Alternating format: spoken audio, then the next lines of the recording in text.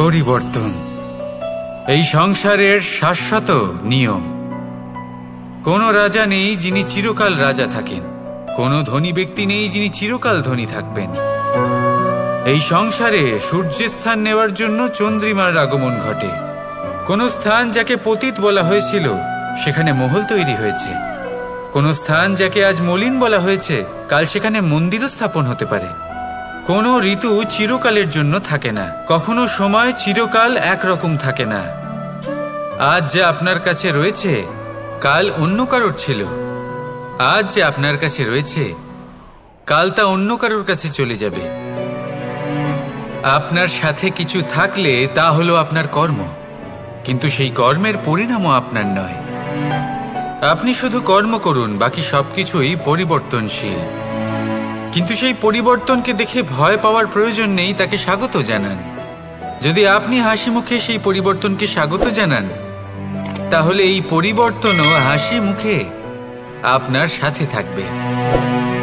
আসুন আমার সাথে ভালোবেসে বলুন, রাধা রাধা। বটবৃক্ষের বীজ সর্ষের দানার থেকেও ছোট হয়, কিন্তু যখন তা নিজের রূপ ধারণ করে তখন তা বিশাল বৃক্ষের আকার ধারণ করে, যা সহস্র বছর ধরে বেঁচে থাকে, ছায়া প্রদান করে, পাখিদের আশ্রয় প্রদান করে, আর দেয় পথচারীদের বিশ্রাম করার স্থান। কেন? কারণ সেই ছোট বীজ তা মাটির ভেতরে গিয়ে নিজের খোলস ত্যাগ করে। অন্ধকারে থাকে সে, যতই আলো আসুক না কেন, যতই বর্ষা আসুক না কেন, সব সহ্য করে।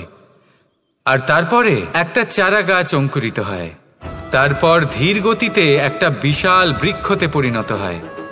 দেখুন, জীবনে কঠিন সময় আসে, এই জন্য নয় যে আপনি হার মেনে নেবেন, এই জন্য আসে যাতে আপনি ভবিষ্যৎ নির্মাণের জন্য নিজেকে তৈরি করতে পারেন। যদি কঠিন সময়ে আপনি ওই বীজের মতো দৃঢ় হয়ে থাকতে পারেন, তাহলে আপনিও একদিন সেই বিশাল বৃক্ষের মতো নিজের অস্তিত্ব গড়ে তুলতে পারবেন, যা সহস্র বছর পর্যন্ত মনে রাখা হবে। আসুন আমার সাথে ভালোবেসে বলুন, রাধা রাধা। সঞ্চয়। মানুষের যখন থেকে বোধবুদ্ধি হয় সঞ্চয় করতে আরম্ভ করে দেন। সঞ্চয় করতে থাকেন ভোজনের, সঞ্চয় অর্থের, সঞ্চয় শক্তির। নিজের জন্য করেন, নিজের পরিবারের জন্য করেন, নিজের স্ত্রীর জন্য করেন, সন্তানের জন্য করেন, সন্তানের সন্তানের জন্য সঞ্চয় করেন। সঞ্চয় করার জন্য ওনার কাছে অনেক কারণ রয়েছে, কারণ উনি এটা ভাবেন যে এই সঞ্চিত শক্তির জন্য কেউ ওনার কোনো ক্ষতি করতে পারবে না। মানুষ ভুলে যান একটা গুরুত্বপূর্ণ কথা, এই সত্য, উনি এই সংসারে খালি হাতেই এসেছিলেন, আর এখান থেকে ওনাকে খালি হাতেই যেতে হবে। যা এখানকার তা এখানেই থেকে যাবে। আর যদি কিছু ওনার সাথে যায় তা হলো ওনার কর্ম, আর কিচ্ছু নয়। তাই যদি কিছু অর্জন করতে চান তাহলে শুভ কর্ম অর্জন করুন, আত্মশক্তি অর্জন করুন, কারণ পরলোকে এটাই হবে আপনার সম্পত্তি। তাহলে কি এটা আপনি অর্জন করতে চান না?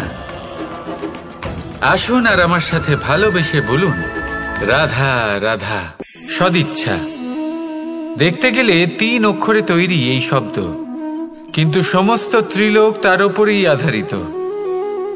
আপনি এই সংসারে এসেছেন, তখন অবশ্যই শ্বাস নেবেন, কিন্তু তার বদলে আপনাকে কিছু তো দিতেই হবে।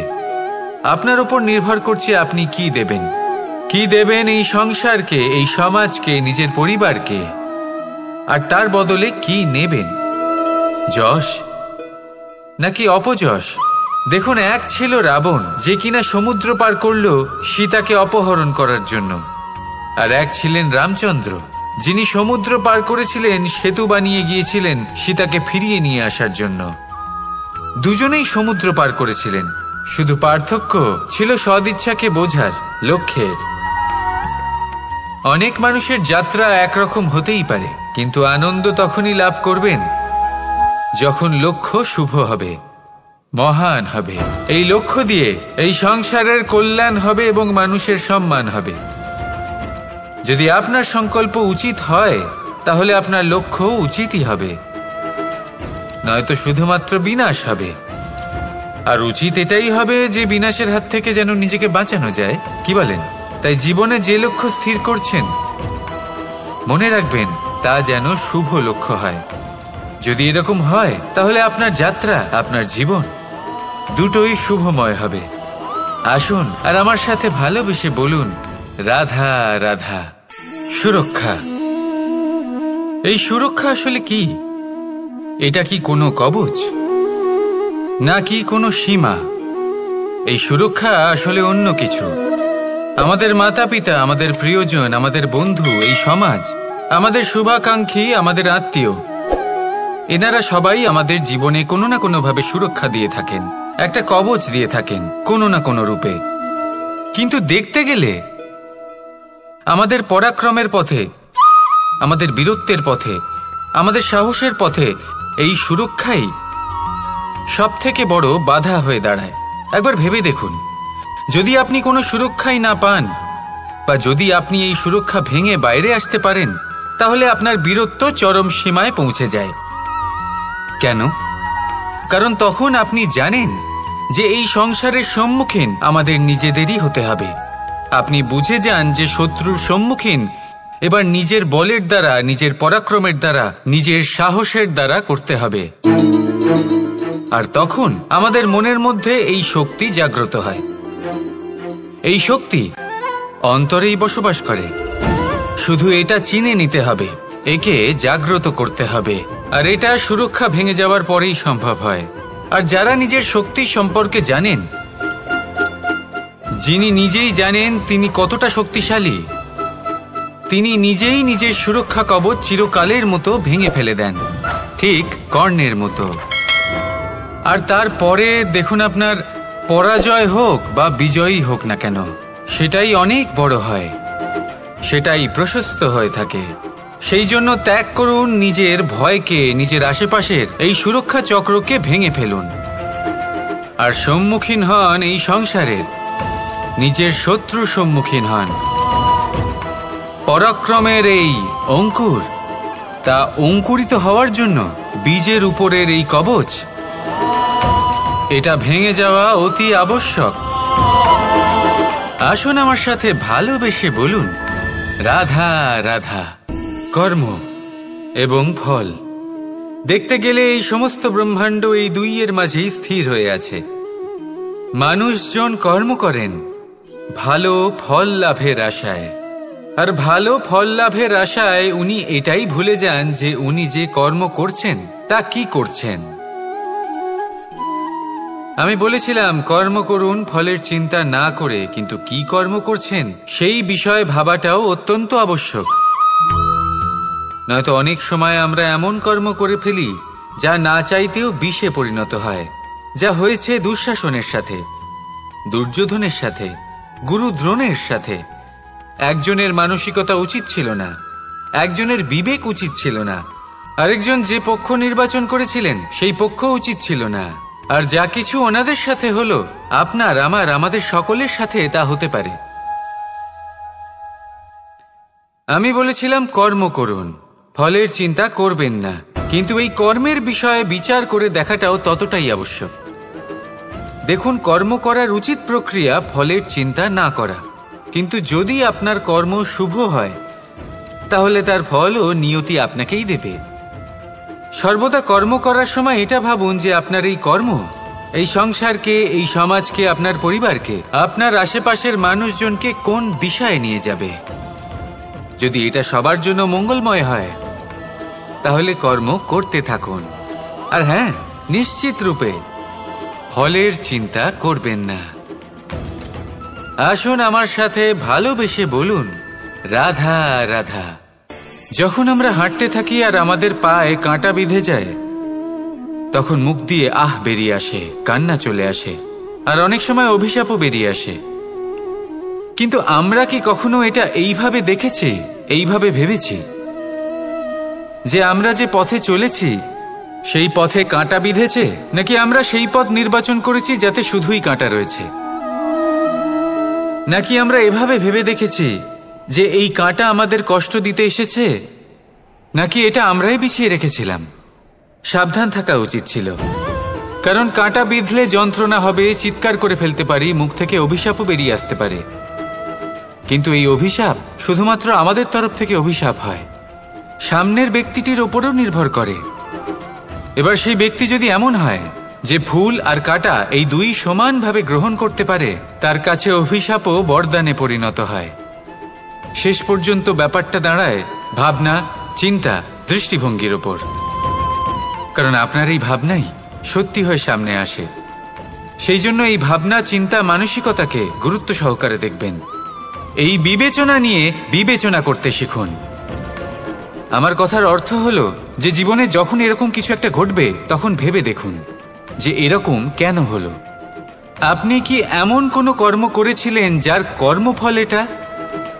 এমন কোনো কাজ যা অনুচিত ছিল, অসত্য ছিল, যা অভদ্রতার কারণ ছিল? ভেবে দেখা প্রয়োজন। দেখুন, ইচ্ছে হলো আপনার যে আপনি কি করতে চান। ভাবনা আপনার, সত্য আপনার, জীবন আপনার, সিদ্ধান্ত আপনার। আসুন আর আমার সাথে ভালোবেসে বলুন, রাধা রাধা। সময়, এই সময় আসলে কি? এই সময় একটা সরল রেখা তো কখনোই নয়। সময় হলো একটা চক্র, যেখানে এর আদি সেখানেই হলো এর অন্ত, আর যেখানে তা শেষ হয় সেখান থেকেই তার শুরু হয়। এই সময় একটা অত্যন্ত বিচিত্র চিন্তা, বিচিত্র ভাবনা, একটা বিচিত্র বস্তু যা কেউ বুঝতে পারেন না। এই সময়ের লীলা, এর কোনো প্রমাণ নেই, কোনো জ্ঞান নেই, কোনো পরিমাপ নেই। শুধু এটুকু আমরা জানতে পারি, যেখানে শেষ হবে সেখান থেকে একটা নতুন সূচনাও হবে। যা আজ আপনার কাছে আছে কাল অন্য কারোর কাছে যাবে, তারপরে তার কাছ থেকেও অন্য কারোর কাছে যাবে, তারপরে তার থেকেও ছিনিয়ে নেওয়া হবে। এই নিয়তির একজনের কাছ থেকে অন্যজনের কাছে আদান প্রদানের এই সময় হলো আপনার সময়। এই সময়ের সদ্ব্যবহার করুন, এই সময়কে বাঁচুন। আপনাকে শুধু এটাই সুনিশ্চিত করতে হবে যে আপনি কোন পক্ষে আছেন। আর সত্যি বলতে কি, আপনার জীবনের পরিণাম নির্ভর করে আপনার নির্বাচনের ওপর। আপনি কোন পক্ষ নির্বাচন করছেন। তাহলে মনে রাখবেন, জীবনে সেই পক্ষই নির্বাচন করবেন যা চয়ন করার পরে আপনি সুখ অনুভব করবেন, আপনি সন্তোষ লাভ করবেন, প্রসন্নতা লাভ করবেন। আর আমি এটাই সুনিশ্চিত করব যে এই পক্ষ যেন শান্তির পক্ষ হয়, এই পক্ষই যেন প্রেমের পক্ষ হয়। তাহলে চিন্তা করবেন না, আর আসুন আমার সাথে ভালোবেসে বলুন, রাধা রাধা। দৃষ্টি আর দৃষ্টিভঙ্গি, এই সমগ্র লীলা হলো এই দুইয়ের। বিচিত্র হতে পারে, কিন্তু এটাই সত্যি। এবার আপনাকে একটা উদাহরণ দিয়ে বোঝাই। অনেক সময় আপনি কোনো ব্যক্তিকে এটা বলতে শুনবেন যে আমি আমার নিজের উপরে গর্ব করি, আমি নিজেকে নিয়ে গর্ব করি, আমি খুব ভালোভাবে আমার মা বাবার সেবা করি, ওনাদের আমি সবসময় সুখী রাখি, ওনাদের আমি একটা বাড়ি দিয়েছি, সকল সুখ সুবিধা দিয়েছি, ওনাদের জীবনে প্রত্যেক জিনিস দিয়েছি আর দেব যা তাদের প্রয়োজন। এবার আমাকে বলুন যে আপনি কে হন। আপনি হলেন সেই বীজ যা আপনার মাতা পিতা রোপণ করেছেন। আপনার মা বাবাই আপনাকে এই সংসারে জন্ম দিয়েছেন। এবার এই সব কথার কি তাৎপর্য? এই হলো সেই ব্যক্তির দৃষ্টিভঙ্গি। এবার দেখা যাক এই প্রকৃতি আমাদের কি শেখায়। কখনো কোনো গাছকে দেখবেন, যখন সেই গাছে ফল আসে, সে মালিকে এটা বলে না যে দেখো আমি তোমাকে ফল খেতে দিচ্ছি। সেই বৃক্ষ এটা বলে না যে দেখো আমি তোমায় আহার করতে দিচ্ছি, কারণ ও জানে যে এটা হলো সেই মালির পরিশ্রম, এটা হলো তারই কর্মের ফল, আর এটা তারই পাওয়া উচিত। সে বলে যে তোমার জিনিস তোমাকেই অর্পণ করলাম, এ আমার জিনিস নয়। ও জানে সেই মালির গুরুত্ব আসলে কি। এটা হলো তার দৃষ্টিভঙ্গি। সেই জন্য আপনি জীবনে কোন ব্যক্তির মধ্যে, কোন পশু পাখির মধ্যে, কোন প্রাণীর মধ্যে, কোন পরিস্থিতিতে, কোন আবেগের মুহূর্তে কি দেখতে পাচ্ছেন, সেটা আপনার দৃষ্টিভঙ্গির উপরে নির্ভর করছে।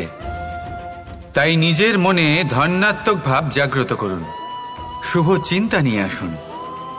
এই ভাবনাই সত্য হয়ে সামনে আসবে। এই দৃষ্টিভঙ্গি এমন হয়ে যাবে যে আপনার জীবনে সবকিছুই শুভ হবে। তাহলে আসুন আর আমার সাথে ভালোবেসে বলুন, রাধা রাধা। প্রতিশোধ অথবা কাউকে দুঃখ দেওয়ার ভাবনা, যদি এটা আপনার মনে থাকে তাহলে আপনি নিজের মনেই যন্ত্রণার একটা বিশাল বৃক্ষ রোপণ করছেন, এটা মনে রাখবেন। কারণ কাউকে দুঃখ দেবার এই ভাবনা, এটা হলো সেই বীজ যা আপনার মনেই পতিত হবে, আপনার মনেই অঙ্কুরিত হবে, আর আপনার মনেই একটা বিশাল বৃক্ষরূপে বেড়ে উঠবে। জীবন আপনার, কর্ম আপনার, কাউকে দুঃখ দেবার ভাবনা আপনার ছিল, এই বৃক্ষ হলো আপনার, তাই এর ফলও আপনিই পাবেন, যা গ্রহণও আপনাকেই করতে হবে। মনে রাখবেন, যে মানুষ এটা ভাবে যে আমি ওকে দুঃখ দেব, ওকে কষ্ট দিতে চাই আমি, সেই মানুষই দুঃখ আর কষ্ট পেয়ে থাকে। যদি সেই জায়গায় আপনি এটা ভাবেন যে আমি কাউকে সুখী করে তুলতে চাই, কাউকে সুখ প্রদান করতে চাই, তাহলে তারও বীজ আপনার মনেই রোপণ হবে, বৃক্ষে পরিণত হবে, যার ফলও আপনিই পাবেন। এখানে বিষয়টা হলো শুধু মানসিকতার চিন্তা, যা সত্য হয়ে আপনার সামনে আসে। তাহলে এই মানসিকতা শুভ করুন, সবার জন্য মঙ্গল কামনা করুন। অন্যের মনে আপনার জন্য ভালো চিন্তা থাকুক বা না থাকুক, আপনি সবার জন্য শুভ চিন্তা করে কর্ম করতে থাকুন, তাহলে আপনার সাথেও ভালোই হবে। তাহলে আসুন আর আমার সাথে ভালোবেসে বলুন, রাধা রাধা। সুখ আর অভিজ্ঞতা, এই দুই জীবনে একসাথে কখনোই আসে না। মনে রাখবেন, যেখানে সুখ থাকে সেখানে অভিজ্ঞতা থাকে না, আর যখন এই সুখ আমাদের জীবন থেকে দূরে চলে যায়, তখন আমাদের জীবনে আসে এই অভিজ্ঞতা। পরমাত্মা, প্রকৃতি, নিয়তি এই অভিজ্ঞতাকে আমাদের জীবনে পাঠান, যাতে আমরা একটা অত্যন্ত গুরুত্বপূর্ণ শিক্ষা, একটা জ্ঞান প্রাপ্ত করতে পারি। এই অভিজ্ঞতা আমাদের শেখায় যে অতীতে এমন কি হয়েছিল যা আমাদের করা উচিত হয়নি। আমাদের শেখায় ভবিষ্যতে এমন কি আছে যা আমাদের করা উচিত আর কি করা উচিত নয়। দেখতে গেলে এই অভিজ্ঞতা আমাদের সেই শিক্ষা দেয় যার জন্য আমরা সুখের দিকে উচিতভাবে অগ্রসর হতে পারি। সেই জন্য জীবনে যখনই দুঃখ আসবে, দুঃখের এই সময় আসবে, তখন হতাশ হবেন না। বোঝার চেষ্টা করুন এই পরিস্থিতি কেন এসেছে, কি শিক্ষা দিতে এসেছে। যদি আপনি সেই জ্ঞান লাভ করেন, সুখের পথে অগ্রসর হন, তাও উচিত রূপে, তাহলে এই অভিজ্ঞতার উদ্দেশ্য পূরণ হয়ে যায়। তাহলে আসুন আর আমার সাথে ভালোবেসে বলুন, রাধা রাধা। জীবনে শিখরে পৌঁছানোর জন্য মানুষের কি প্রয়োজন হয়ে থাকে? সিঁড়ির। কিন্তু তাও প্রত্যেক মানুষ, প্রত্যেক ব্যক্তি শিখরে পৌঁছতে পারেন না। এর কারণ কি? কারণ একটা হতে পারে যে মানুষ কল্পনা করতে থাকেন কিন্তু সিঁড়ি খুঁজে পান না। কিছু মানুষ খুঁজে নেন কিন্তু তা পেয়ে এতটাই প্রসন্ন হয়ে যান যে তারপর আর কোনো কর্মই করেন না। খুব সোজা ব্যাপার। অনেক মানুষ সিঁড়ি খুঁজে পান না, আর যদি পেয়েও যান তাও যতক্ষণ না তাতে চড়ছেন সেই শিখরে পৌঁছবেন কি করে? যতক্ষণ না আপনি পরিশ্রম করছেন, যতক্ষণ না সেই সিঁড়িতে আপনি চড়ছেন, যতক্ষণ না ক্লান্ত হচ্ছেন, আপনার পায়ে হাঁটুতে ব্যথা না হচ্ছে, ততক্ষণ এই শিখরে পৌঁছানোর সৌভাগ্য লাভ করতে পারবেন না। তাহলে কল্পনার সাথে কর্ম করুন, পরিকল্পনার সাথে পরিশ্রম করুন, সব কিছু পাবেন। আসুন আমার সাথে ভালোবেসে বলুন, রাধা রাধা। সমস্যা, কঠিন সময়, সংকট, বিপদ কার জীবনে নেই? প্রত্যেকের জীবনে আছে। কিন্তু আমাকে একটা কথা বলুন, যদি নৌকায় ঢেউকে ভয় পেতে শুরু করে, তাহলে সাগর পার করবে কে? কখনো কোনো ছোট্ট পিঁপড়েকে দেখেছেন যে আকারে হয়তো ছোট হতে পারে কিন্তু বড় শিক্ষা দিয়ে যায়? কিন্তু আমরা শিখি না। এবার দেখুন একটা পিঁপড়েকে যে ভোজনের খোঁজে বাইরে বের হয়, একটা ছোট্ট দানা তুলে নেয়। ছোট দানা তোলে কারণ তার থেকে বেশি সে তুলতেই পারবে না। সে দানা নিয়ে চলতে শুরু করে, কোনো দেওয়ালে উঠে পড়ে, আবার পড়েও যায়। সেই দানা দূরে কোথাও একটা পড়ে যায়, তা আবার খোঁজে, তুলে নেয়, আবার চলতে থাকে, পড়ে যায় আবার ওঠে, পড়ে যায় আবার ওঠে, সেই দানাটা রেখে দেয়, আবার বেরিয়ে পড়ে ভোজনের খোঁজে। পরিশ্রম করতে থাকে কিন্তু হার মানে না। এই শিক্ষাই তো আমাদের প্রাপ্ত করতে হবে। নিরন্তর পরিশ্রম আর নির্ভীক হয়ে কর্ম করে যেতে হবে। এটাই হলো সাফল্যের মাধ্যম, এটাই হলো জয়ের মন্ত্র, অচ্যুত অজয় অস্ত্র। তাহলে আসুন আর আমার সাথে ভালোবেসে বলুন, রাধা রাধা। আমরা সকলে চাই আমাদের জীবনে সাফল্য আসুক। আমরা চাই যে এই সংসারে আমাদের খ্যাতি ছড়িয়ে পড়ুক। আমরা চাই যেন আমরা আলোচিত হই। কিন্তু শুধু চাইলেই কি যায় আসে? যদি এই সংসারে আলোচিত হতে হয় তাহলে পরিচিত হতে হবে পরিশ্রমের দ্বারা। যতক্ষণ না আপনারা পরিশ্রমের সাথে পরিচিত হবেন, সাফল্যের সাথে পরিচিত হবেন না। সংঘর্ষ করতে হবে প্রতিদিন, প্রতি বছর। জীবনের সব পরিস্থিতিতেই হয়তো নতুন নতুন বাধা আসবে, নতুন নতুন বিঘ্ন ঘটবে। কিন্তু এটা আবশ্যক নয় যে সমস্ত বিঘ্ন বিনাশের জন্য আসবে। কিছু বিঘ্ন আপনার পথ প্রশস্ত করার জন্য আসবে, আপনার পথ পরিষ্কার করার জন্য আসবে। যদি আপনাকে উদাহরণ দিই, যখন বন্যা আসে, বাড়ি ঘর ভেসে যায়, তখন আমরা হতাশ হয়ে পড়ি, আমরা দুঃখী হয়ে পড়ি। কিন্তু সেই বন্যাই আমাদের সেই ধরিত্রীকে এত উর্বর করে তোলে যে সেই উর্বর অংশ কাজে লাগিয়ে আমরা সেরকম আরো 10টা বাড়ি বানাতে পারি। তাহলে ধন্যাত্মক থাকুন আর যে কোনো সংঘর্ষের জন্য প্রস্তুত থাকুন। জীবনে অনেক দূর যেতে পারবেন।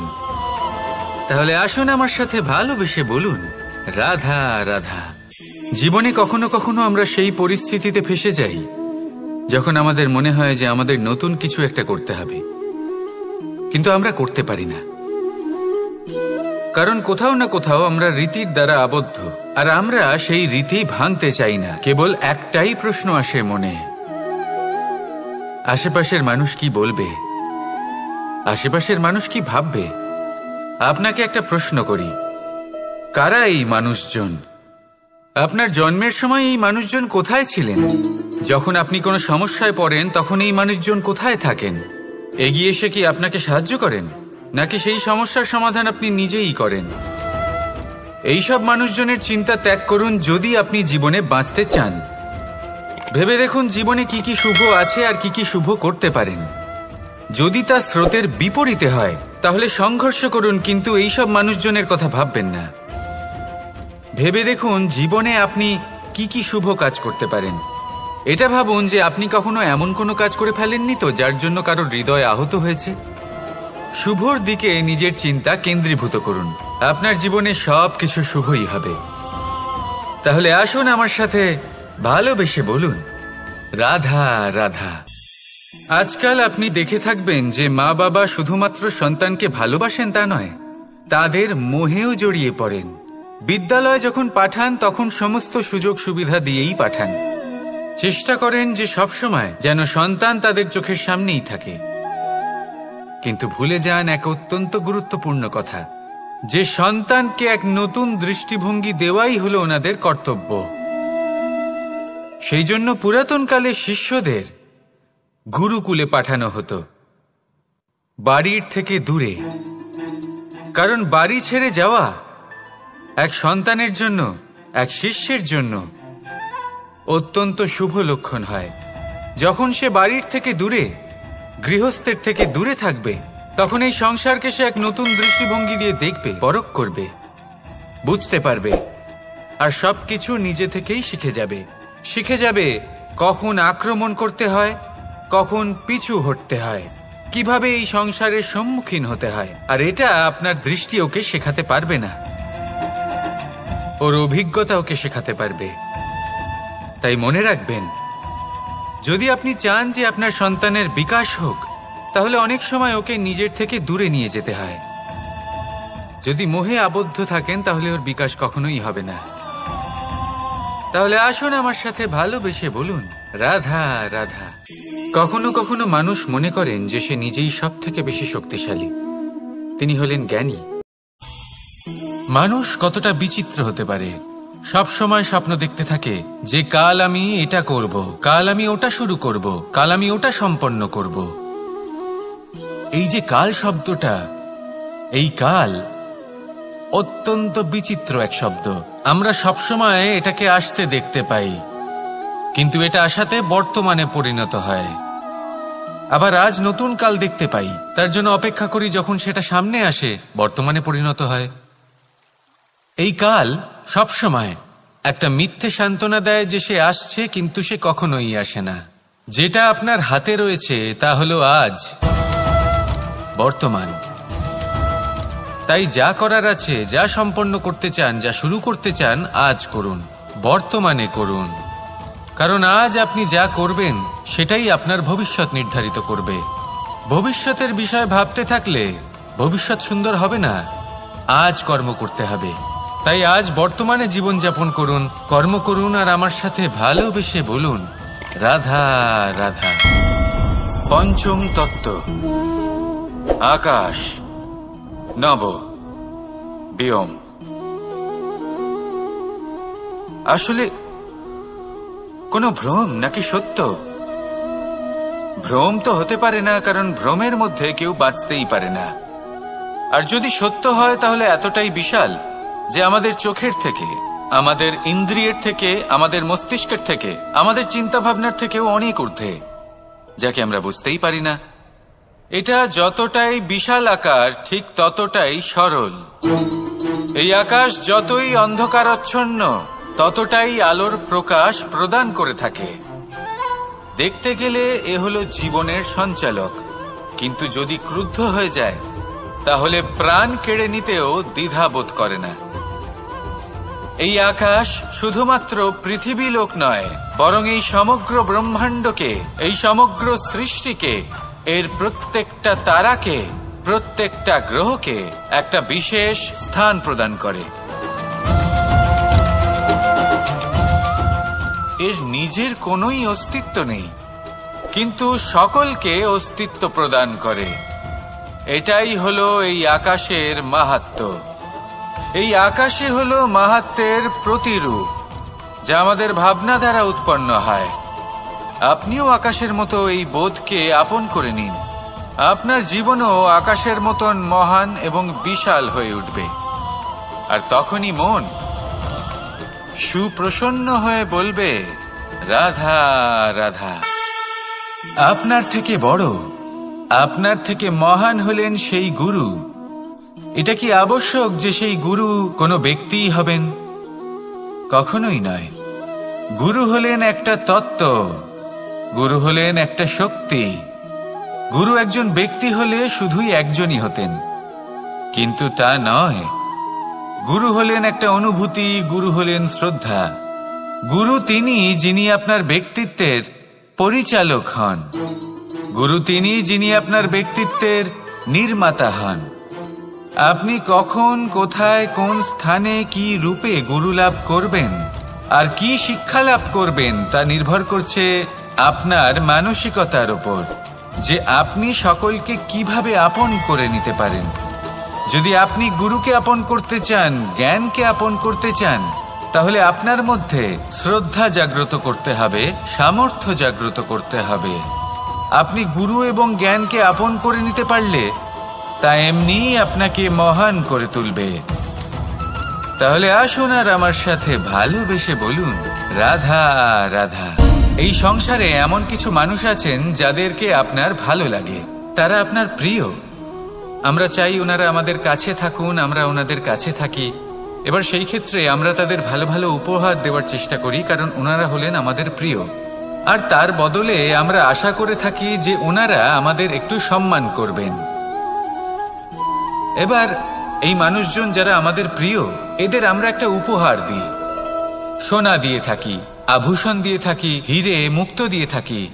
কিন্তু যদি ভেবে দেখি, এই সবকিছুরই একটা মূল্য আছে। ভেবে দেখুন, আপনি কি তাদের এমন কোনো উপহার দিতে পারেন যা কিনা অমূল্য? তা এরকম উপহার কি হতে পারে? ঠিক বলেছেন আপনি, প্রেম। এই প্রেমই হলো অমূল্য, কারণ মন থেকে এর উৎপত্তি হয়।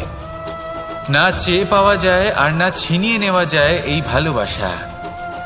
ঠিক এইরকমই হয় এই সম্মান। যদি সম্মান করো তাহলে মন থেকে এবং ভালোবেসে করো, ভয় পেয়ে নয়। মনে রাখবেন, যে মাথা ভয়ের দ্বারা নত হয়, বিরোধিতাও প্রথমে সেই করে থাকে। যে মাথা ভালোবেসে নত হয়, তা আপনার জন্য বলিদানও দিতে পারে। এই সংসারের সব থেকে বড় উপহার, সব থেকে বড় বরদান এই প্রেম এবং সম্মান। তাকে সম্মান করুন আর আমার সাথে ভালোবেসে বলুন, রাধা রাধা। কখনো কোনো চাতককে দেখেছেন? একটা চাতক বর্ষার জন্য অপেক্ষা করে, সেই বর্ষার জলে নিজের তৃষ্ণা নিবারণ করে, নয়তো সারা বছর তৃষ্ণার্ত থেকে যায়। ও আকাশের দিকে তাকিয়ে থাকে আর অপেক্ষা করে যে কবে বর্ষা হবে আর কবে আমি আমার তৃষ্ণা নিবারণ করব। সেখানে অন্যদিকে একটি কাক বা একটা পায়রা, এরা কি করে? যেখানে জল পায় পান করে নেয়, যেখানে খাবার পায় খেয়ে নেয়, আত্মীয় স্বজন বন্ধু বান্ধব যাকেই পায় তার সাথে সময় কাটায়, খাবার খায় আর চলে যায়। এবার এদের মধ্যে মিল কোথায় আর পার্থক্য কোথায়? দুজনের কাছেই ডানা রয়েছে, দুজনেই উড়তে পারে। এই আকাশ হলো ওদের, খাবারের দানা ওদের। পার্থক্য হলো তাদের অভিলাষার, পার্থক্য হলো তাদের আকাঙ্ক্ষার, পার্থক্য জীবন যাপনের ধরনের। এবার যত বেশি আকাঙ্ক্ষা থাকবে, যত দামি জীবনযাপন করার ইচ্ছে থাকবে, তত বেশি কষ্ট আপনাকে সহ্য করতে হবে। আবার অন্যদিকে জীবন যত সরল হবে, জীবন যাপন যত সরল হবে, সমস্যা ততটাই কম হবে। তাই সবসময় চেষ্টা করবেন আপনার মানসিকতা এবং আপনার জীবন যেন সরল হয়। ভালোবাসতে থাকুন। যদি কেউ আপনাকে ভালোবাসে, তাকেও আপনি ভালোবাসা ফিরিয়ে দিন। তাদের সাথে কথা বলুন, কিছু তাদের কথা শুনুন, কিছু নিজের কথা বলুন। দেখবেন সকল তাপ উত্তাপ দূর হয়ে গেছে। এটাই তো হলো জীবনের সারমর্ম। তাই প্রেমে থাকুন, ভালোবাসুন, আর ভালোবেসে আমার সাথে বলুন, রাধা রাধা। ক্ষমা একটা অত্যন্ত সুন্দর শব্দ, আমার খুব প্রিয় শব্দ। কিন্তু এই ক্ষমা কখন আর কিভাবে প্রয়োগ করতে হবে সেটা বোঝা প্রয়োজনীয়। এক, যদি আপনি কোনো অন্যায় করেন আর ক্ষমা না চান, ক্ষমা প্রার্থনা না করেন, ক্ষমা চাওয়া থেকে এড়িয়ে যান, তাহলে তাতে আপনারই ক্ষতি হবে। কিভাবে? ক্ষমা না চাইলে মনের মধ্যে অহংকার জাগ্রত হয়, আর অহংকার তো প্রকৃত অর্থে আমাদের ক্ষতিই করে। দুই, কেউ যদি অপরাধ করেন, আপনার থেকে ক্ষমা না চান, তাহলে তাকে ক্ষমা করবেন না। ক্ষমা হলো অত্যন্ত অমূল্য, আর না চাইতেই কাউকে ক্ষমা দান করা এটা উচিত নয়। তিন, যদি কেউ আপনার সাথে অনুচিত কিছু করেন, অপরাধ করেন, আর আপনার থেকে ক্ষমা চান, তাহলে তাকে ক্ষমা করে দিন। তাতে আপনার অন্তরের করুণাবোধ জাগ্রত হবে, প্রেম জাগ্রত হবে, আর তা আপনার জন্য শুভ হবে। চার, যদি আপনি নিজে কোনো অপরাধ করেন, তাহলে অবশ্যই ক্ষমা চাইবেন। তাতে আপনারই লাভ হবে। কিভাবে? সামনের ব্যক্তি আপনাকে ক্ষমা করুক বা না করুক, আপনার অন্তরের অহংকার ক্ষীণ হবে, আর এই মন আরো নির্মল হয়ে উঠবে। এই ক্ষমা অত্যন্ত অমূল্য, ভেবেচিন্তে একে ব্যবহার করুন, আর আমার সাথে ভালোবেসে বলুন, রাধা রাধা। একবার একজন গুরু তার শিষ্যদের পরীক্ষা নিচ্ছিলেন। উনি ওনার প্রত্যেক শিষ্যকে একটি করে পাখি দিয়ে বললেন সেই পাখির বলি দিতে হবে, কিন্তু এমন এক স্থানে যেখানে কেউ তাদের দেখতে পাচ্ছে না। প্রত্যেক শিষ্য নিজের যাত্রা শুরু করল। কেউ ঘন বনে প্রবেশ করল, কেউ অন্ধকার গুহায় প্রবেশ করল, কেউ দূরে কোনো পর্বতের শিখরে পৌঁছে গেল। যে মুহূর্তে দেখলো তাদের কেউ দেখতে পাচ্ছে না, তারা সেই বলি দিতে চেষ্টা করল। যেই বলি দিতে গেল, সেই পাখি আলোর কিরণে পরিবর্তিত হলো এবং লুপ্ত হয়ে গেল। একজন শিষ্য ছিল যে আবার গুরুর কাছে ফিরে এলো। সে বলল, ক্ষমা করবেন গুরুদেব, কিন্তু আমি এমন কোনো স্থান পেলাম না যেখানে কেউ আমাকে দেখতে পাচ্ছে না। অন্য কেউ না দেখতে পেলেও আমি নিজে দেখতে পাচ্ছিলাম, আমার অন্তর্মন দেখতে পাচ্ছিল।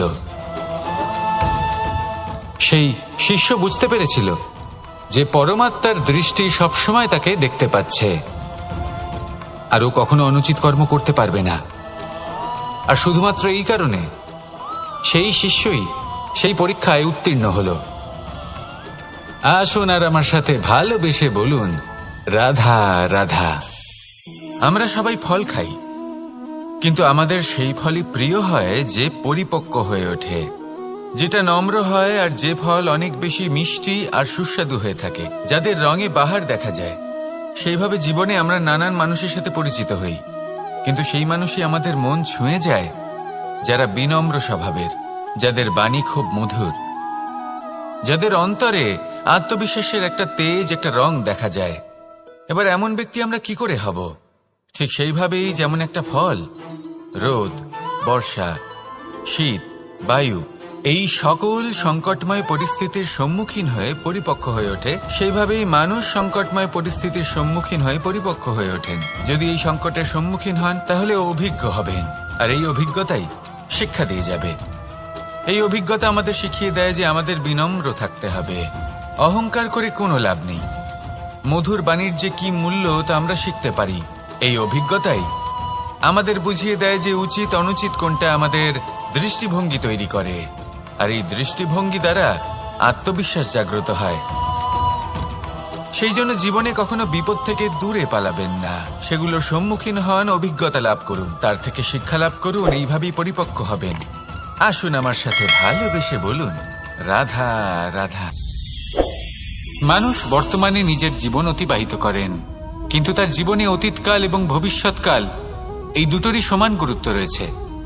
অতীতকাল অতিবাহিত হয়ে গেছে এবং সেটা জীবিত থাকে আমাদের স্মৃতি হিসেবে, এবং ভবিষ্যৎ হলো সেটাই যেটা আমরা শুধুমাত্র কল্পনাই করতে পারি।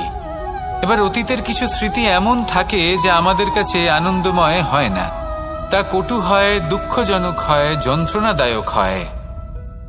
আমরা যা কিছুই করি তা বদলে ফেলতে পারবো না, কিন্তু ভবিষ্যৎকাল সেটা আমরা রচনা অবশ্যই করতে পারি, যদি আজ আমরা শ্রেষ্ঠ কর্ম করি।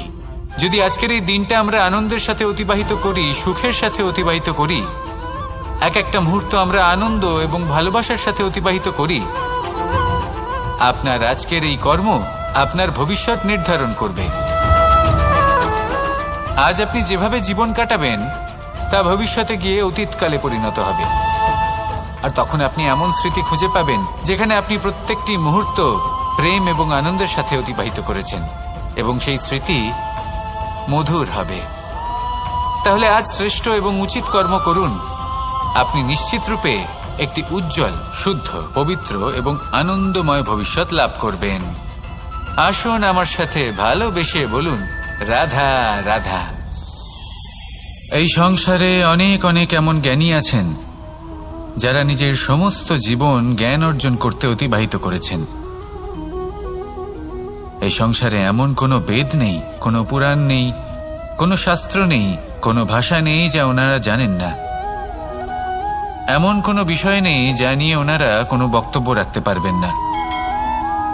কিন্তু আমরা এই সকল জ্ঞানীকে কি ভালোবাসতে পারি? এনাদের সকলকে সম্মান করতে পারি না। কারণটা কি?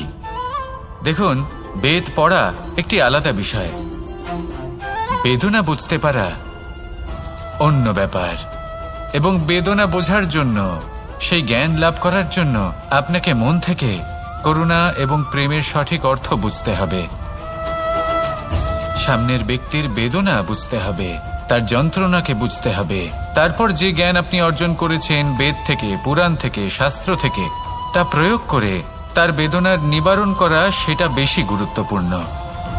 সেই জন্য জীবনে শুধুমাত্র শাস্ত্র এবং বেদ পড়ে জ্ঞান অর্জন করতে সময় নষ্ট করবেন না। মন থেকে প্রেমের কি অর্থ সেই বিষয়ে জ্ঞান লাভ করার চেষ্টা করুন, করুণাও বুঝতে চেষ্টা করুন। একজন শ্রেষ্ঠ ব্যক্তি হয়ে উঠুন, আর আমার সাথে ভালোবেসে বলুন, রাধা রাধা।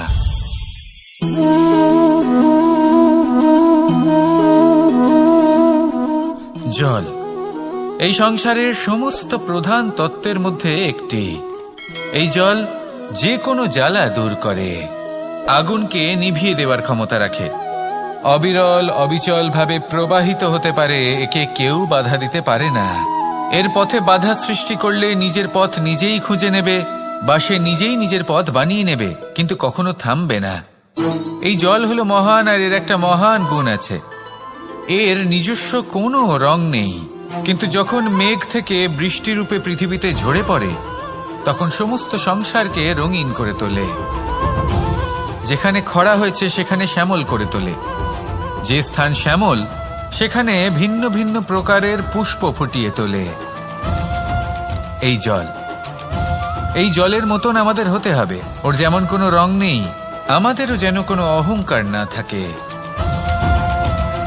শুধু কর্মের এই ধারাতে বইতে থাকুন, এই সংসারের মঙ্গল করতে থাকুন, শ্রেষ্ঠ কর্ম করতে থাকুন। এই সংসারকে এটা বলার কোনো প্রয়োজন নেই যে আপনি কে।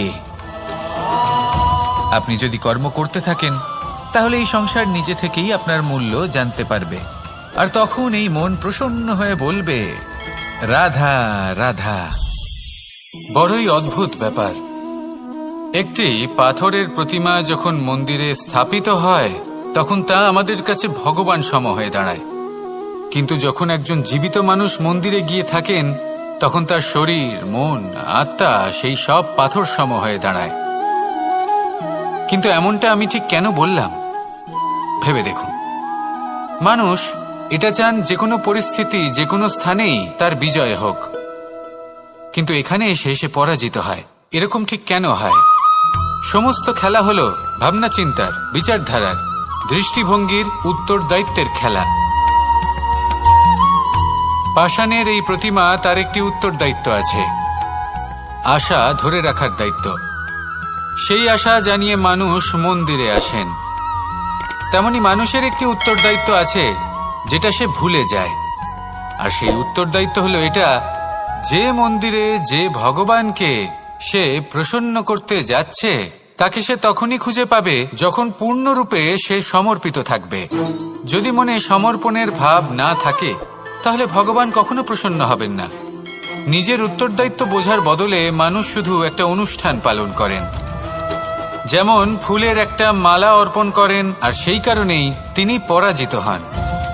আপনি ফুলের মালা অর্পণ করুন, প্রসাদ অর্পণ করুন, কিন্তু মনের মধ্যে পূর্ণ সমর্পণের ভাব থাকা প্রয়োজনীয়। তবেই আপনি মন্দিরে গিয়েও প্রাণবন্ত হয়ে থাকতে পারবেন, তবেই ঈশ্বরকে প্রসন্ন করতে পারবেন।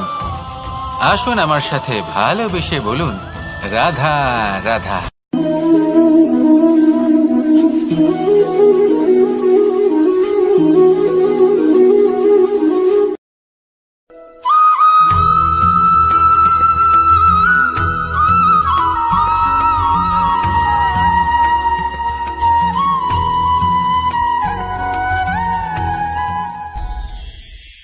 জীবনে একজন ব্যক্তি তখনই সুখে থাকবেন যখন তার কাছে সন্তুষ্টি আর আনন্দ থাকবে। সন্তুষ্টি আর আনন্দ তার জীবনে তখনই আসবে যখন তার কাছে বন্ধু থাকবে, কিছু এমন লোক থাকবে যারা তাকে ভালোবাসবে। সেই ভালোবাসা সে তখনই পাবে যখন সে নিজে কাউকে ভালোবাসতে পারবে, নিজের দরকারগুলোকে নিজেই পূরণ করার যোগ্য হবে। সে নিজের দরকার তখনই পূরণ করতে পারবে যখন তার কাছে ধন থাকবে। ধন অর্জন তখন করতে পারবে যখন তার কাছে বিদ্যা বা কোনো শিল্প থাকবে, আর সেটা এমনি এমনি হয় না, বুঝলেন? সবার আগে আলস্য ত্যাগ করুন। যে কর্মক্ষেত্রেই থাকুন না কেন, সেটা নিষ্ঠার সাথে পালন করুন। বিদ্যা দিয়ে সম্পন্ন হন, তখনই পাবেন আপনি সুখ, তখনই পাবেন আপনি প্রেম, আর তখনই হাসি মুখে নিজের জীবন কাটাতে পারবেন আপনি। রাধা রাধা। এই সংসারে আপনার সব থেকে বড় শত্রু কে? এই প্রশ্ন যে কাউকে আপনি জিজ্ঞেস করুন, প্রত্যেকের কাছে কারোর না কারোর নাম তো অবশ্যই থাকবে, যাকে সে তার শত্রু মনে করে। চলুন আপনাকে বাস্তব কথা মনে করাই। এই সংসারে আপনার সব থেকে বড় শত্রু অপর কোনো ব্যক্তি নয়। আপনার সব থেকে বড় শত্রু হল অনুভূতি। সেই অনুভূতি যা আপনার মধ্যেই থাকে। সেই অনুভূতি আপনাকে নষ্ট করতে পারে, আপনাকে দুঃখী করতে পারে। অনুভূতি যেমন অহংকার, লোভ, ক্রোধ আর মোহ আপনার পতনের কারণ হতে পারে। অহংকার অন্য কাউকে তুচ্ছ ভাবতে বাধ্য করে দেয়। মোহ আপনাকে ব্যাকুল করে তোলে। লোভ আপনার কামনা বাড়িয়ে তোলে। আর ক্রোধ, যেটার আগুন সর্বপ্রথম আপনাকেই পুড়িয়ে ফেলে। এবার যেমন আমরা অন্য কোনো শত্রুর জন্য ভাবি, এই শত্রুর জন্য কি করব, কিভাবে এই শত্রুকে পরাজিত করা যায়, কিভাবে একে পরাস্ত করা যায়, এই অনুভূতি কিভাবে একে পরাজিত করা যায়, যেহেতু এটা আপনার ভেতরেই আছে। আছে কোনো অস্ত্র? অবশ্যই আছে। আর এই অস্ত্রের নাম হলো সন্তুষ্টি। সন্তুষ্টি একমাত্র পারে আপনার মনকে শান্ত করে দিতে। এই সন্তুষ্টি একমাত্র পারে আপনাকে জীবনে সুখ আর আনন্দের সাগরে নিয়ে যেতে। তাই জীবনে সবসময় সন্তুষ্ট থাকুন। যেটা আছে তার মধ্যে আনন্দ খুঁজুন। জীবন আরো সুখময় হবে। রাধা রাধা। মানুষ সর্বদা এটা বিশ্বাস করে তাকে ওপরে উঠতে হবে, ওপরে, আরো ওপরে উঠতে হবে। কিন্তু আসল বিষয় হলো যে যতক্ষণ না আপনি চূড়ায় পৌঁছবেন, ওপরে উঠে আপনি আনন্দ পাবেন না। এবারে দেখুন এই বৃষ্টি। বৃষ্টি যখন এই আকাশ থেকে পড়ে তখন এই ধরাও তাকে স্বাগত জানায়। কারণ বৃষ্টি পড়ে এই ধরার তৃষ্ণা মেটাবার জন্য। বৃষ্টি এলে বন জঙ্গল আনন্দে নেচে ওঠে, ময়ূরপঙ্খী নেচে ওঠে, গান করে। এই কারণে নয় যে বৃষ্টি পড়েছে, এই কারণে যে বৃষ্টি কোনো ভাব নিয়ে পড়েছে। কিন্তু তার বদলে যদি আকাশ থেকে বজ্র বিদ্যুৎ সহ বৃষ্টি পড়ে, এই প্রকৃতি ভয়ভীত হয়ে যায়। অর্থাৎ এই ভাব অত্যন্ত গুরুত্বপূর্ণ। সর্বপ্রথম এই ভাবটা দেখবেন, আর যদি তাতে ভালোবাসা থাকে তাহলে বুঝবেন সব কিছু শুভ হবে। রাধা রাধা। যখনই আমরা কোনো বৃক্ষকে দেখি, সবার আগে আমাদের দৃষ্টি যায় সেটার ফুলের দিকে, সবুজ পাতার দিকে, রসালো ফলের দিকে। কিন্তু সেই কঠোর, সেই নিঃস্বার্থ শিকড়, তার দিকে আমরা একবারও তাকাই না। এবার এটার অর্থ হলো এই যে বলিদান দিল, যে ওই বৃক্ষের তলদেশে আছে, ওই বৃক্ষের বৃদ্ধি ঘটিয়েছে, তার কোনো মূল্যই নেই। না, মনে রাখবেন, যখনই আমরা কোনো বৃক্ষকে জল প্রদান করি, সেটার পাতা, ফুল বা ফলকে নয়, সেটার শিকড়কে প্রদান করি। যখনই আমরা কোনো বৃক্ষকে পুজো করি, এই ফুল, এই তিলক আমরা তার শিকড়কে অর্পণ করি। অর্থাৎ কোথাও না কোথাও জ্ঞানে অজ্ঞানে এই প্রকৃতি আপনাকে সেই সম্মান দেয় যেটার আপনি যোগ্য। আর সেই জন্যই তো আমি বলি যে তুমি কর্ম করে যাও, তার ফলের চিন্তা করো না। তুমি সেই সম্মান অবশ্যই পাবে যেটার তুমি যোগ্য, শুধু মনে বিশ্বাস রাখো। রাধা রাধা।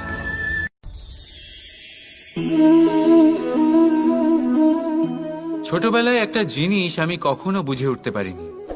আমি সবসময় আশ্চর্য হয়ে থাকতাম যে এটা কি করে সম্ভব হতে পারে। ব্যাপারটা ছিল এরকম, আমি আমাদের গোয়াল ঘরে দেখতাম ভিন্ন ভিন্ন রং রূপের গাভী।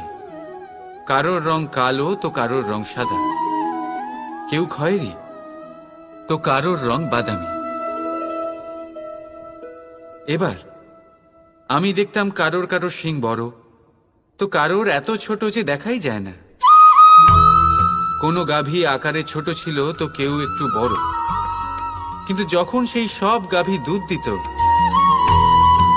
তখন আমি দেখতাম সেই সব দুধ সমান, রং সমান, স্বাদ সমান, গুণও সমান, আর সমান পুষ্টিও। এবার আমি এটা বুঝতে পারতাম না আমার দৃষ্টিতে তো সমস্ত গাভী আলাদা আলাদা ছিল।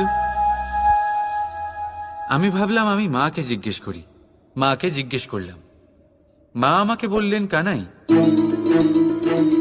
রং রূপ পাল্টালেও গাভীদের বাস্তবিকতা তো পাল্টায় না, গাভী তো গাভীই থাকবে। এবার আমি এটা বুঝতে পারি না যে মানুষ এটা আত্মসাৎ কেন করতে পারে না। দেখুন, রং, রূপ, জাত, ধর্ম, ভাষা, এই সবের উপরে হলো মনুষ্যত্ব। আর মনুষ্যত্বের একটাই ধর্ম, আর সেটা হলো প্রেম। তাই এই প্রেম আপনি সকলের সাথে ভাগ করে নিন, প্রেমের সাথে সকলের সেবা করুন। এই মনুষ্যত্বর অমৃত চেখে দেখুন, আর আপনি বুঝে যাবেন যে আমরা কেউ আলাদা আলাদা নই, আমরা সবাই সমান। রাধা রাধা।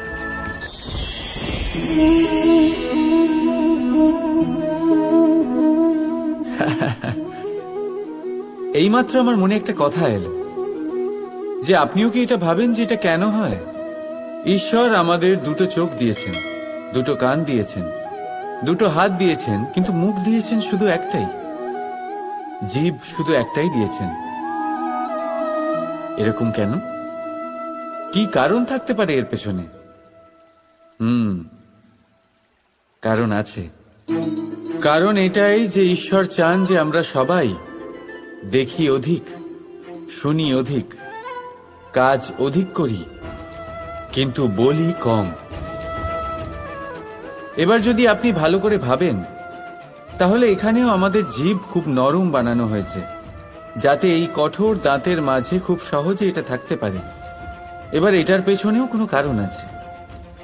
আমাদের শব্দ আর আমাদের ভাষা এরকমই নম্র আর সহজ হওয়া উচিত। তাই মনে রাখবেন, যদি এই মুখ থেকে কঠিন শব্দ বের হয়, তাহলে তার পরিণামও কঠিনই হবে। এরকম নম্র, এরকম সহজ আর এরকম মিষ্টি কথার সাথেই আসুন আমরা সবাই বলে উঠি, রাধা রাধা। দেখতে গেলে এই সংসার বড়ই সুন্দর, কিন্তু আসল সত্যি এটাই যে সংসারে সবকিছু নশ্বর। যেটা কাল ছিল তা আজ নেই, যা আজ আছে তা কাল ছিল না, আর যা আজ আছে তা কালও থাকবে না। প্রত্যেক মানুষকেই যথাসময়ে কালের কাছে মাথা নত করতে হয়।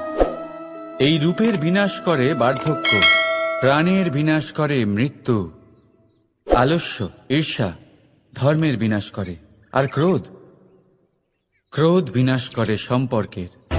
কিন্তু এরকম একটা অনুভূতি আছে যা একাই সমস্ত গুণ বিনাশ করতে সক্ষম হয়, আর সেটা হলো অহংকার। তাই জ্ঞানকে নিজের কাছে আসতে দিন, কিন্তু অহংকারকে কখনোই নয়। কারণ যদি এই অহংকার আপনার কাছে চলে আসে, তাহলে জীবনে যা কিছু আপনি অর্জন করেছেন, তা সে গুণ হোক বা হোক ধন, সে বন্ধু হোক বা হোক আনন্দ, সবকিছু শেষ হয়ে যাবে। রাধা রাধা। আসুন আপনাকে একটা প্রশ্ন করছি, সোনা আর লোহার মধ্যে তফাৎ কি? এবার বেশিরভাগ লোকের উত্তর এটাই হবে যে সোনা বহুমূল্য, সোনার মূল্য লোহার থেকে অনেক বেশি। এটা ঠিক, কিন্তু আমাদের এটা ভোলা ঠিক হবে না যে সোনা আমাদের সাজগোজের কাজে লাগে, আমাদের আরো বেশি সুন্দর দেখায়। অন্যদিকে লোহা সেই সৈনিকদের ঢাল ও তলোয়ার হয়ে তাদের রক্ষা করে, যারা আমাদের প্রাণকে রক্ষা করেন। এই সৈনিক না থাকলে আমাদের প্রাণও থাকবে না। এবারে বলুন, সোনার মূল্য বেশি হওয়াতে কি লোহার মূল্য কমে যায়? কখনোই নয়।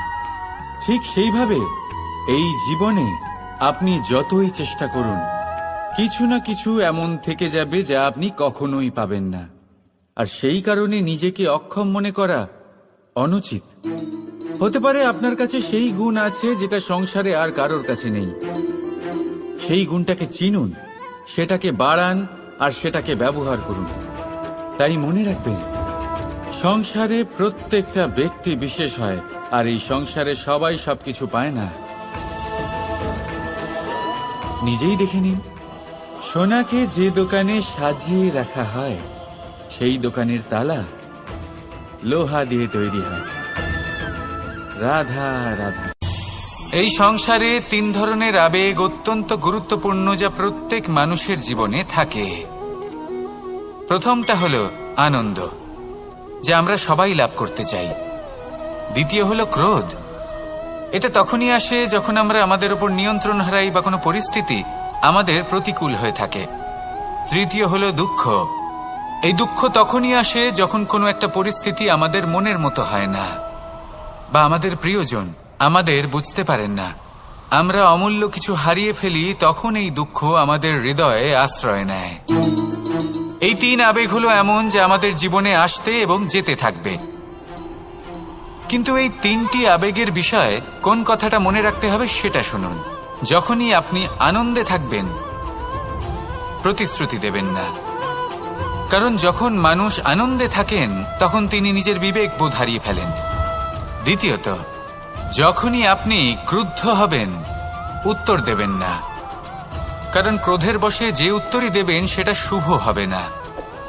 তৃতীয়ত, যখনই আপনি দুঃখী থাকবেন, কোনো সিদ্ধান্ত নেবেন না, তখন নিজের মনের ওপর, নিজের কর্মের ওপর, নিজের ওপর নিয়ন্ত্রণ রাখতে চেষ্টা করুন। যদি এই 3টি আবেগের ক্ষেত্রে এই জিনিসগুলো মনে রাখেন, তাহলে জীবনে কখনো আক্ষেপ করবেন না। আসুন আমার সাথে ভালোবেসে বলুন, রাধা রাধা। সংসারে 2 ধরনের পথ হয়, উচিত পথ আর অনুচিত পথ। একটা শুভর দিকে নিয়ে যায় আর একটা অশুভর দিকে নিয়ে যায়। অনেক সময় অজ্ঞানতাবশত জীবনে আমরা সেই পথ নির্বাচন করে নিই যা আসলে অনুচিত। তারপর নিজেকে আশ্বস্ত করে ফেলি যে এই পথেই চলতে হবে, এখান থেকে ফেরার পথ নেই। কিন্তু যদি সত্যি বলি, তাহলে এটা শুধুই আপনার ভ্রম। আপনার মধ্যে শুধুমাত্র একটু দৃঢ়তার অভাব আছে, তা জাগ্রত করুন আর বাড়িয়ে তুলুন। আপনি দেখবেন এই সংসারে এমন কোনো পথ নেই যেখান থেকে ফিরে আসা সম্ভব নয়। এমন কোনো মানসিকতা নেই যা বদলানো সম্ভব নয়। যদি আজ এই মুহূর্তে আপনার মনে হয়ে থাকে যে আপনি কোনো অনুচিত পথে আছেন আর আপনি কোনো শুভ পথে যেতে চান, তাহলে ওখান থেকে ঘুরুন আর ফিরে আসুন। আবার সেই মোড়ে ফিরে আসুন আর সেই পথ নির্বাচন করুন যা আপনার জন্য শুভ। একটু সময় অবশ্যই লাগবে, কিন্তু নিশ্চিত রূপে আপনার উদ্দেশ্য এবং আপনার গন্তব্য এই 2 অনেক শ্রেষ্ঠ হয়ে উঠবে। তাহলে আসুন আর আমার সাথে ভালোবেসে বলুন, রাধা রাধা।